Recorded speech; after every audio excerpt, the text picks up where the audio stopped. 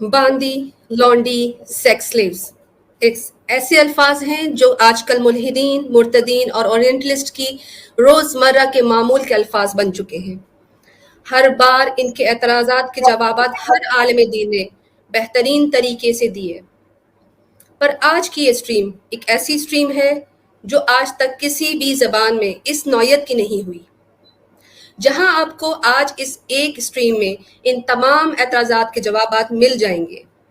اور اس اسٹریم کے بعد اگر کسی بھی جگہ کوئی بھی ملحد، مرتد یا نان مسلم سلیوری کے ایشو پر دوبارہ سوال کرتا نظر آئے تو آپ نے کیا کرنا ہے؟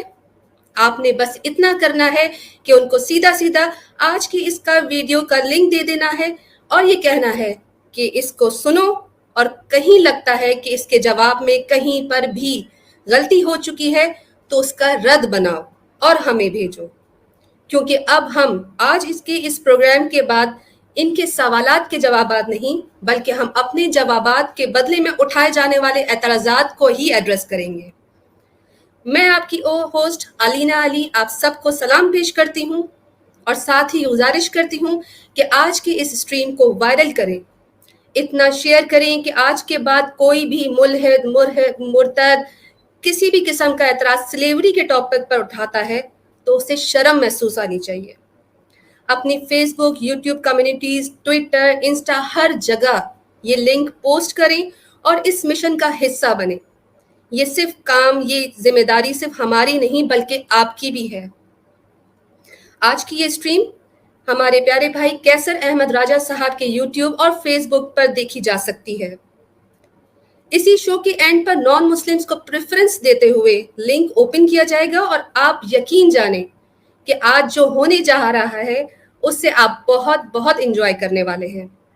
آخر تک ساتھ رہیں کیونکہ دودھ کے آخر میں ہی کریم جمع ہوتی ہے، so don't miss the cream, be with us till the end۔ میں اس تمام پروگرام کو سٹارٹ کرنے سے پہلے کیسر بھائی سے گزارش کروں گی، کیونکہ یہ پلیٹ فارم ان کا ہے اور ان کی بھی کچھ اس آج کے پروگرام سٹارٹ ہونے سے پہلے ایک رائے لینی چاہیے۔ جی کیسر بھائی، السلام علیکم۔ جی وعلیکم السلام، امید ہے میری آواز آپ کو ٹھیک آ رہی ہوگی۔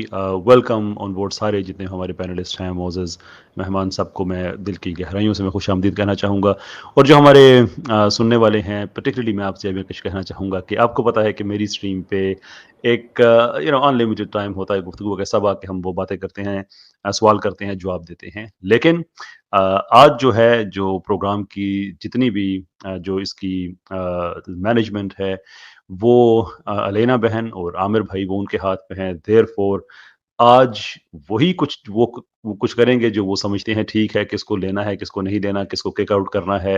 تو اگر آج آپ کو اس پلیٹ فارم کا مزاج تھوڑا سا اور ملے you have to accept it, اس لیے کہ یہ نارمل مزاج کی اسٹریم آج نہیں ہے۔ ٹوڈے جو ٹربل میکر جس طرح کے جو لوگ آ جاتے ہیں جن کو میں تو وقت دیتا ہوں، but today is not their day, today is our day. تو جتنی بھی اس کی نظامت ہے وہ ساری کی ساری علینا بہن اور عامر بھائی وہ ان کے ہاتھ میں ہے۔ کوآپریٹ ود دیم، یہ نیچے آپ کو ایک ٹکر چلتا نظر آ رہا ہے، یہ ہماری گفتگو کے رولز ہیں، اس کو فالو کیجئے، یو ول انجوائے اے لاٹ۔ بہت بہت شکریہ آپ کا۔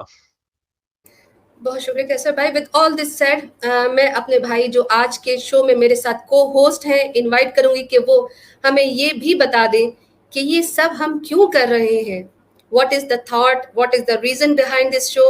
عامر بھائی السلام علیکم۔ جی السلام علیکم، میری آواز آ رہی ہے؟ جی وعلیکم السلام۔ بہت شکریہ، جزاک اللہ۔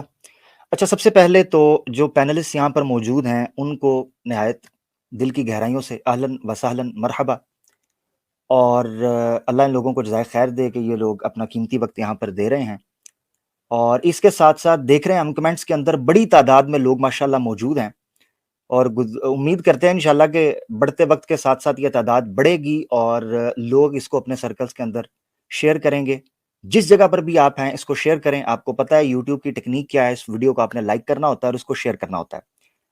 اب آ جاتا ہے تھیم جو ہمارا پروگرام کا ہے اور بیک گراؤنڈ ہے، جو ریزن ہے اس سٹریم کی، وہ کیا ہے۔ ہمارا گرینڈ جو سٹریم ہوئی پہلی ایپیسوڈ رمضان سے پہلے، اس میں ہم نے اپنے پلانز کا، فیوچر پلانز کا ذکر کیا تھا، اور ایک آپ یہ سمجھیں کہ متحد ہو کر کچھ بڑے بڑے سوالات اور بڑے بڑے اشکالات تھے جن کی طرف ہم توجہ کرنے والے تھے، اور ان اعتراضات کو، ان اشکالات کو، ان ایلیگیشنز کو مرتدین کی طرف سے، ملحدین کی طرف سے، اور وہ سارا جو اکٹھا کرتے ہیں پورا کانٹینٹ اورینٹلسٹ کا، مستشرقین کا، ان کے ان بڑے بڑے اعتراضات، اور وہ اعتراضات جن کو یہ سمجھتے ہیں کہ مسلمانوں کو ہم یہ چیز بیان کریں گے تو مسلمان جو ہیں وہ شرمندہ اور ندامت کا شکار ہوتے ہیں، امبیرس فیل کرواتے ہیں، حالانکہ وہ ایسے مسائل تھے کہ اس وقت کے اندر اسلام نے جو ان کا طریقہ کار پیش کیا، جس طریقے سے اس کو ٹریٹ کیا، اس سے بہتر نہ کوئی طریقہ ہو سکتا تھا، نہ ہوگا۔ انشاءاللہ آپ کو سٹریم کے اختتام تک اس چیز کا اندازہ ہو جائے گا۔ ناؤ ہم نے جو آج کا موضوع رکھا ہے وہ ہے تو ایشو آف سلیوری اینڈ اسلام ہے، مگر اس میں ہم فوکس جن چیزوں پہ کرنے والے ہیں وہ آپ کو جاننا اس لیے ضروری ہیں کیونکہ آپ اس وقت جن لوگوں کو سوشل میڈیا کے اوپر سنتے ہیں، ان لوگوں کی طرف سے جو بڑے بڑے اعتراضات اور بڑے بڑے الزامات لگائے جاتے ہیں ان کو ایڈریس کرنا ضروری تھا۔ سلیوری کے موضوع پر جب کوئی بھی سٹریم آپ دیکھتے ہیں تو عمومی طور پر آپ کو اندازہ ہوتا ہے کہ شاید پری اسلامک سلیوری کی بات ہوگی یا ماڈرن ڈے سلیوری کی بات ہوگی، اس میں کوئی شک نہیں، اس موضوع کا یہ بنیادی حصہ ہیں۔ مگر آج جو ہمارے پروگرام کا تھیم ہے، جو اس کا مرکز ہے، جس کے گرد یہ پروگرام گھومے گا، اس کا مقصد صرف اور صرف یہ ہے کہ اسلام پر جو اعتراضات سلیوری کے تناظر میں اٹھائے جاتے ہیں، نبی پاک صلی اللہ تعالی علیہ وسلم کی ذات پر جو اعتراضات اٹھائے جاتے ہیں، پھر اسلامی نظام کے اوپر جو اعتراضات اٹھائے جاتے ہیں، اسلامی قوانین کے اوپر سلیوری کے تعلق سے جتنے الزامات اٹھائے جاتے ہیں، ان کو آج ہم کور کرنے کی کوشش کریں گے۔ یہ ہمارا آغاز تو ہے مگر یہ ہمارا اختتام نہیں، اور اس سے آگے پروگرامز بھی بڑے اس حوالے سے آپ کے پاس آتے جائیں گے۔ تو آج کا پروگرام فوکس ہوگا ان صرف اعتراضات کے اوپر جو نبی پاک صلی اللہ علیہ وسلم، اسلام، قوانین جو اسلام کے ہیں، سلیوری کے تناظر میں جو اٹھائے جاتے ہیں۔ تو اس چیز کو فوکس رکھیے گا، یہ ادھر ادھر کی باتیں نہیں ہوں گی اور اسی پر سوالات ہوں گے۔ بہت شکریہ۔ بہت شکریہ عامر بھائی، دیٹ واز ونڈرفل۔ اور اس کے ساتھ ہی اب میں مفتی یاسر ندیم الوجدی صاحب سے ایک سوال پہلے ہی رکھنا چاہتی ہوں تاکہ آگے چلتے ذہن میں کوئی ڈاؤٹس نہ آئے، اور میرا سوال کچھ مفتی صاحب سے یوں ہے کہ مفتی صاحب، اسلام میں علم حاصل کرنے کے کیا اوتھینٹک سورسز ہیں، کیا معیار ہیں ہونے چاہیے، اور کیا اسٹینڈرڈ ہیں؟ آج کل تو جن کو عربک کا الف با تا نہیں آتا وہ بھی حدیثیں کوٹ کرتے نظر آتے ہیں اور ایسی تشریحاں پیش کرتے ہیں جن سے قرآن اور حدیث میں بتائی گئی بات کا چہرہ بگڑ جاتا ہے۔ کیا معیار ہونا چاہیے کہ ایک اعتراض کرنے والے کا کہاں سے اوتھینٹک سورسز ہوں گی، کیا طریقہ ہے اسلامی تعلیمات کو یا نالج کو حاصل کرنے کا؟ السلام علیکم مفتی صاحب۔ وعلیکم السلام ورحمۃ اللہ، بہت بہت شکریہ آپ حضرات نے آج مجھے یاد کیا۔ اچھا، آج اتفاق یہ ہے کہ کچھ ملحدوں کی شاید بد دعا لگ رہی ہے میرے انٹرنیٹ کو، تو اگر ویڈیو میں لیگنگ ہو تو میں انشاءاللہ ویڈیو بند کر دوں گا، آپ مجھے بتا دیجیے گا۔ مفتی صاحب ابھی تو بالکل ٹھیک چل رہا ہے، بسم اللہ۔ ٹھیک ہے۔ یہ جو آپ نے سوال کیا، یہ بہت اہم سوال کیا ہے، اور آج کی اسٹریم کی یہ بنیاد اور مقدمہ ہونے جا رہا ہے، اور میں یہ سمجھتا ہوں کہ اگر اس چیز کو سامنے رکھا جائے تو بہت سارے مسائل خود بخود حل ہو جائیں گے۔ میرے جتنے بھی مسلمان بھائی اس چیز کو، اس اسٹریم کو دیکھ رہے ہیں یا آگے دیکھیں گے، سنیں گے، وہ اس چیز کو ضرور ذہن میں رکھیں جو باتیں میں انشاءاللہ آگے چند منٹ میں کہنے جا رہا ہوں۔ اور اگر ملحدین اور مرتدین ذرا بھی ایماندار ہیں تو وہ بھی انشاءاللہ ان چیزوں کو ذہن میں رکھیں گے۔ اور ان پوائنٹس کو اٹھانے کی وجہ بہرحال علمی تو ہے ہی، لیکن ایک ٹریگرنگ پوائنٹ بھی ہے، اور وہ یہ ہے کہ کل ایک اسٹریم ہوئی ہے، اسٹریم نہیں بلکہ انڈیا ٹی وی کے اوپر ایک پروگرام آیا ہے اور اس کو کافی لوگوں نے دیکھا ہے۔ تو اس میں ساحل نامی جو مرتد ہیں، جن کا اصلی نام نثار شیخ ہے، انہوں نے جزیے کے تعلق سے اس کو ڈیفائن کرتے ہوئے ایک کتاب کا حوالہ دیا جس کا نام تھا تبیان القرآن۔ یہ تفسیر کی کتاب ہے، اور اس کے مصنف، اب کون سی تبیان القرآن تھی یہ تو میں نہیں کہہ سکتا، لیکن اردو میں ایک کتاب تبیان القرآن کے نام سے غلام رسول سعیدی صاحب کی ہے، اور ایک کتاب زہیب حسن عطاری کی ہے۔ تو انہوں نے اس ایک تفسیری کتاب کا حوالہ دیا، لیکن اس موضوع کے اوپر جو صحیح احادیث ہیں اس کو چھیڑنا انہوں نے مناسب نہیں سمجھا، یا تو وہ واقف نہیں تھے یا واقف تھے، لیکن چونکہ ایک خاص ایجنڈے اور مقصد سے گئے تھے تو اس لیے ظاہر ہے کہ ان کو وہ بات کرنی تھی کہ جس سے مسلمان برے نظر آئیں۔ نبی کریم صلی اللہ علیہ وسلم کا ارشاد ہے کہ لہم ما للمسلمین وعلیہم ما علی المسلمین، کہ ذمیوں کی وہی تمام ذمہ داریاں ہیں جو مسلمانوں کی ہیں، اور وہی تمام حقوق ہیں جو مسلمانوں کے ہیں۔ اس حدیث کو وہ کھا گئے۔ یہ جو مثال میں نے دی ہے اس کا سلیوری سے کوئی تعلق نہیں ہے، لیکن یہ دراصل مرتدین اور ملحدین کی ایک خاص ٹیکٹک ہوتی ہے کہ وہ اپنے مطلب کی بات کہیں سے کٹ اینڈ پیسٹ کرتے ہیں، سیاق و سباق سے کاٹ کر پیش کرتے ہیں، اور اس کے بعد پھر وہ لوگوں کو اور خصوصاً مسلمانوں کو یہ گمراہ کر کے بتانے کی کوشش کرتے ہیں کہ بھئی یہ تو آپ کی کتابوں میں لکھا ہوا ہے، یہ تو کلاسیکل کتابوں میں لکھا ہوا ہے۔ میں اصل میں اسی کے تعلق سے جو اسلامک ایپسٹیمولوجی ہے اس کے کیا اصول و ضوابط ہیں، میں اس کے اوپر روشنی ڈالنا چاہوں گا۔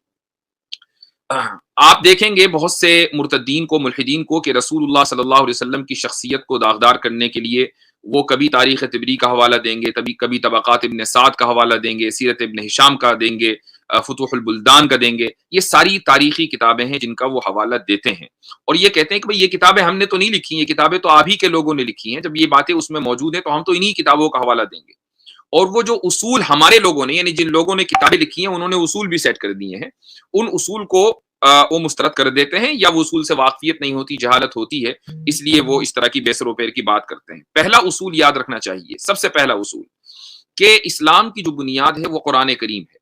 قرآن کریم سے کوئی روایت بھی اگر ٹکرائے، خواہ وہ سند کے اعتبار سے، اپنی چین آف ٹرانسمیشن کے اعتبار سے وہ آتھنٹک ہی کیوں نہ ہو، اگر وہ قرآن کریم سے کلیئرلی ٹکرائے گی تو اس روایت کو مسترد کر دیا جائے گا۔ 1 منٹ کا وقفہ نہیں لگایا جائے گا یہ سوچنے کے لیے کہ اس روایت کا کیا کریں، چاہے اس کی سند کتنی ہی صحیح کیوں نہ ہو۔ میں اس کی ایک مثال دینا چاہوں گا۔ امام بخاری نے اپنی صحیح میں ایک روایت ذکر کی ہے، حضرت عائشہ رضی اللہ عنہا کی ایک طویل روایت ہے، لیکن اس کے بیچ میں امام زہری جو کہ ایک بہت مشہور محدث ہیں اور قابل اعتماد محدث ہیں، ان کا ایک ٹکڑا آ گیا ہے، ان کے ایک جملہ آ گیا ہے۔ وہ یہ کہتے ہیں کہ جب رسول اللہ صلی اللہ علیہ وسلم کے پاس وحی آنا بند ہو گئی کچھ عرصے کے لیے، تو آپ صلی اللہ علیہ وسلم اس قدر ڈپریشن کا شکار ہو گئے کہ کئی مرتبہ آپ یہ سوچتے تھے کہ اپنی جان لے لیں۔ یہ جو روایت ہے یہ قرآن کریم کی واضح اور صریح آیت کے خلاف ہے۔ اللہ تعالیٰ فرماتا ہے کہ وَلَا تَقْتُلُوا النَّفْسَ الَّتِي حَرَّمَ اللَّهُ، کہ اللہ تعالیٰ نے جس جان کو حرام قرار دے دیا ہے، جس میں دوسرے کی جان بھی ہے اور اپنی جان بھی ہے، اس کو قتل نہ کرو، اس سے خودکشی کرنا حرام ہے۔ تو جو چیز رسول کے لیے یعنی عام انسان کے لیے حرام ہو تو وہ تو رسول کے لیے بدرجہ اولا حرام ہوگی۔ یہ رسول صلی اللہ علیہ وسلم کی عصمت اور آپ صلی اللہ علیہ وسلم کے مقام اور مرتبے کے خلاف ہے کہ آپ کے ذہن میں یہ بات آئے۔ یہی وجہ ہے کہ امت نے اس روایت کو مسترد کر دیا، چاہے یہ روایت صحیح بخاری میں ہی کیوں نہ ہو۔ تو اس سے ثابت ہوا کہ قرآن کریم اسٹینڈرڈ ہے۔ اگر کوئی روایت صحیح بخاری کی ہو، صحیح مسلم کی ہو، یا صحیح سند ہو کسی اور دوسری کتاب میں ہو، اگر وہ قرآن کریم سے ٹکراتی ہے تو اس روایت کو مسترد کر دیا جائے گا۔ ایسی روایت کو اصول حدیث میں معلل کہا جاتا ہے۔ انشاءاللہ مفتی شمائل صاحب اس موضوع کے اوپر مزید گفتگو کریں گے، لیکن یہ یاد رکھیں کہ صحیح سند کا صحیح ہونا کافی نہیں ہے۔ پہلا اصول تو یہ ہے۔ دوسرا اصول یہ ہے کہ اگر حدیث صحیح بھی ہے اور قرآن کے مخالف بھی نہیں ہے، اس کے باوجود ایسا ہو جاتا ہے کہ اس حدیث کے اوپر عمل نہ کیا جائے، اس کی بھی ایک مثال دے دیتا ہوں۔ امام ترمذی رحمۃ اللہ علیہ نے ایک روایت اپنی کتاب میں ذکر کی ہے اور صحیح سند کے ساتھ ذکر کی ہے، اور روایت ابن عباس رضی اللہ عنہ کی ہے۔ وہ یہ فرماتے ہیں کہ رسول اللہ صلی اللہ علیہ وسلم نے مدینے میں بغیر کسی عذر کے ظہر اور عصر دونوں کو جمع فرمایا، یعنی ایک ہی وقت میں ظہر اور عصر کی نماز پڑھی۔ اور اس کے بعد امام ترمذی رحمۃ اللہ علیہ یہ فرماتے ہیں کہ اس روایت کے اوپر پوری امت نے کبھی عمل نہیں کیا۔ یہ روایت معمول بھی ہے نہیں، اس کے اوپر عمل نہیں کیا جائے گا۔ صحیح سند ہے، ابن عباس راوی ہیں، رسول اللہ صلی اللہ علیہ وسلم کا عمل ہے، لیکن امت نے اس کو قبول نہیں کیا ہے، اس لیے کہ اس کے کچھ اصول و ضوابط ہیں۔ اسی طریقے سے جو ضعیف حدیث ہیں، اور ضعیف حدیث آپ کو تاریخی روایتوں میں بہت مل جائیں گی، تو ضعیف حدیثوں کے اوپر عمل کرنے کا جو اصول ہے وہ یہ ہے کہ وہ ضعیف حدیث اگر مثلا اسلامی عقائد کے خلاف ہے تو اس کو فوری طور پر مسترد کر دیا جائے گا، بلکہ اس کو موضوع مان لیا جائے گا، فیبریکیٹڈ مانا جائے گا۔ مثال کے طور پر اس حدیث سے اللہ تعالیٰ کی صفات کا انکار لازم آتا ہو، یا اس حدیث سے مثلا رسول اللہ صلی اللہ علیہ وسلم کے مقام و مرتبے، آپ کی ریپیوٹیشن اور آپ کا جو عصمت ہے، یعنی آپ کا معصوم عن الخطا ہونا، غلطی سے پاک ہونا، اگر اس کے اوپر حرف آتا ہے تو اس ضعیف حدیث کو دیوار کے اوپر مارا جائے گا، اس کے اوپر عمل نہیں کیا جائے گا۔ یہ اسی طریقے سے ایک ضعیف حدیث سے صحابہ کرام رضی اللہ عنہم کے مقام مرتبے کے اوپر حرف آتا ہو تو اس ضعیف حدیث کو فوری طور پر مسترد کر دیا جائے گا۔ یہ اصول و ضوابط ہیں کہ جن کو ذہن میں رکھنا ضروری ہے۔ اسی طریقے سے ایک اور ضابطہ ہے اور اصول ہے، اس کو ذہن میں رکھنا چاہیے، وہ یہ کہ محدثین نے علم حدیث اور مورخین نے علم تاریخ جو مرتب کیا ہے، جو پیش کیا ہے امت کے سامنے، اس میں ذرا سا فرق ہے، حالانکہ دونوں جگہ آپ کو روایتیں مل جاتی ہیں۔ وہ فرق یہ ہے کہ علم حدیث میں محدثین نے بڑی زبردست تحقیقات کی ہیں اور دودھ کا دودھ اور پانی کا پانی کر دیا ہے. صحیح حدیث کون سی ہے, صحیح لغیری کون سی ہے, صحیح لذاتی کون سی ہے, حسن لغیری کون سی ہے, حسن لذاتی کون سی ہے, ضعیف کے اندر بھی الگ الگ ویریشن ہے. تمام چیزیں بالکل واضح کر دی گئی ہیں, اور پھر ہر حدیث کی شرح بھی کر دی گئی ہے کہ اس حدیث کے کیا معنی ہے, کیا معنی نہیں ہے, اگر اختلاف ہے تو اختلاف کیوں ہے اور کیا ہے. لیکن تاریخی روایتوں کے ساتھ یہ نہیں ہوا. اکثر جو تاریخی روایتیں ہیں وہ دراصل ضعیف تاریخی جو کتابیں ہیں وہ ضعیف روایتوں کے اوپر مبنی ہیں. میں ایک اقتباس آپ حضرات کو امام طبری کا بھی سنانا چاہوں گا, لیکن اس سے پہلے میں یہ بتا دوں کہ تاریخی جو کتابیں ہیں وہ اکثر ضعیف راویوں سے آپ کو منقول ملیں گی. آپ اور ایسے ہی لوگوں کو, ایسے مورخین کو اخباری کہا جاتا ہے, محدث بھی نہیں کہا جاتا. مثال کے طور پر سیرت ابن اسحاق ہے, سیرت ابن ہشام ہے, واقدی کی فتوح الشام ہے, بلازری کی فتوح البلدان ہے, محمد بن سعد کی الطبقات الکبریٰ ہے, بلازری کی انصاب ہے. یہ ساری کی ساری تاریخی کتابیں ہیں. آپ کو ان تاریخی کتابوں کے اندر ضعیف سے ضعیف راوی ملیں گے. مثلا ابو مخنف ملے گا آپ کو, سیف ابن عمر کی روایتیں ملیں گی آپ کو, ہشام کلبی کی روایتیں ملیں گی. یہ سارے کے سارے متفق علیہ ضعیف لوگ ہیں. تاریخ طبری جس کو سب سے زیادہ ریفرنس پوائنٹ بنا کر پیش کیا جاتا ہے, میں اس تاریخ طبری کے مقدمے کا, جس میں امام طبری خود اپنی بات کہہ رہے ہیں, وہ اقتباس آپ حضرات کو پڑھ کر سنانا چاہتا ہوں. وہ یہ کہتے ہیں کہ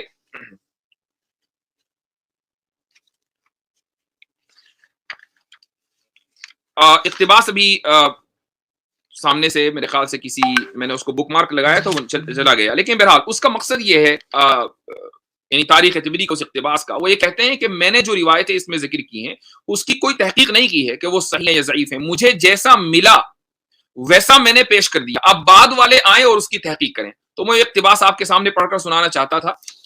میرے سامنے ایک کتاب ہے تاریخ امت مسلمہ. یہ ہمارے ایک فاضل ہیں مولانا محمد اسماعیل ریحان صاحب, جامعۃ الرشید کراچی کے استاد ہیں. ان کی کتاب, یہ بڑی وقی کتاب ہے تاریخ کے اوپر. انہوں نے اپنے مقدمے میں, اس کتاب کے مقدمے میں, تاریخ طبری کے اس مقدمے کا حوالہ دیا ہے. تو میں معذرت چاہوں گا کہ وہ حوالہ مجھ سے مس ہو گیا, اور ابھی اتنا وقت نہیں ہے کہ کو آپ کے سامنے تلاش کروں. لیکن بہرحال امام طبری رحمۃ اللہ علیہ نے اپنے مقدمے میں اس بات کو واضح کر دیا ہے. لہٰذا اگر کوئی چیز تاریخ طبری میں آتی ہے اور اس سے آپ صلی اللہ علیہ وسلم کی شخصیت کے اوپر, آپ صلی اللہ علیہ وسلم کی عصمت کے اوپر, یا صحابہ کرام کی شخصیت کے اوپر, آپ کی ان کے مقام مرتبہ کے اوپر کوئی فرق پڑتا ہے, تو تاریخ طبری کی اس روایت کو ڈسٹ بن میں ڈالنے میں ہمیں ذرہ بھی تعامل نہیں ہوگا. یہی حیثیت ہے ان تاریخی روایات کی مسلمانوں کے نزدیک.